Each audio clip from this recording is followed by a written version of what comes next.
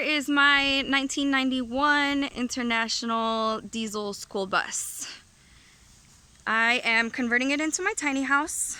I just made a little video of a bus tour, but I want to go into the process of design.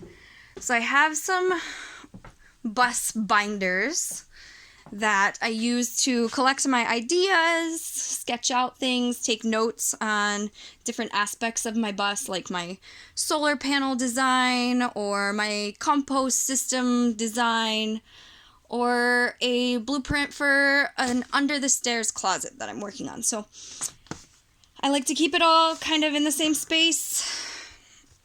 My bus plans, I have stages that, in theory I like to follow, but it kind of just works out how it works out. I collect my notes in here, my diagrams.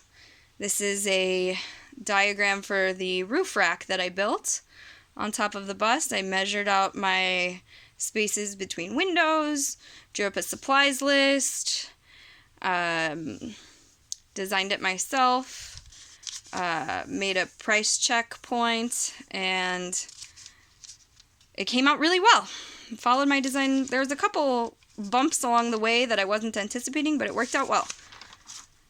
Here's some solar panel diagrams and some notes. So I didn't really know much about solar and how it worked, and not even much about electricity. So I watched YouTube videos for 5 days, took a bunch of notes on electricity and key terminology and components of a solar system to design my own, or at least know what I'm talking about, so I can make sure that I'm on the right path.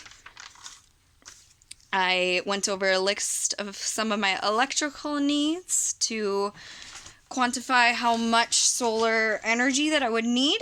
I don't have a lot of electricity needs, but I'm going to give myself some leniency. I know I'll probably use a little bit more than what I wrote out. Some lists of things that I need to get, my to-dos, just more creative expression. I like to use the grid paper so I can get a correct distance measurements of things. So each square, I'll make it 6 inches or 3 inches or 1 foot, depending on how big my idea is that I'm working with, so it's accurate to size. Here's the closet that I said I wanted to design. The stairs going up to my loft ended up being steeper, so I have to kind of redesign the space. But that's okay. Things don't come out as they always do. So this was like the grand drawing blueprint of how I was going to organize my my bus. It's totally different than that. And so I made another one, and another one, and another one, and I decided it's really annoying drawing my measurements up over and over and over again. So I made some printouts, some blank printouts of my bus measurements, and so now I can just draw on top of them my ideas without having to redraw the layout every single time. And that's been fun and helpful. This is kind of the closest accuracy to the one that I'm doing now, how my design is actually looking. It's actually pretty spot on. So it's changed a lot.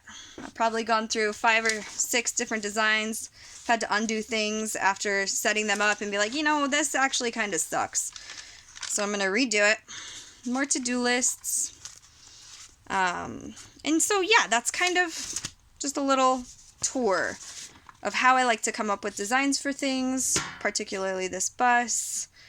I'm sharing this because I want to encourage us to creatively experiment, to take notes, to visualize from our mind into reality what we want to create, whether it's a home or a garden or a cityscape or alternative currency design, an art project, clothing, and musical instrument. Be creative with your passion, with your ideas. See how they express themselves into this reality. Don't limit yourself to one concept or idea. Think outside of the box. Thank you for going through my bus binder and some ideas, whether it be a little chaotic and a little creative. It's a fun process, learning all of this as I go through it, and I know it will all pay off. Hope you have a great day.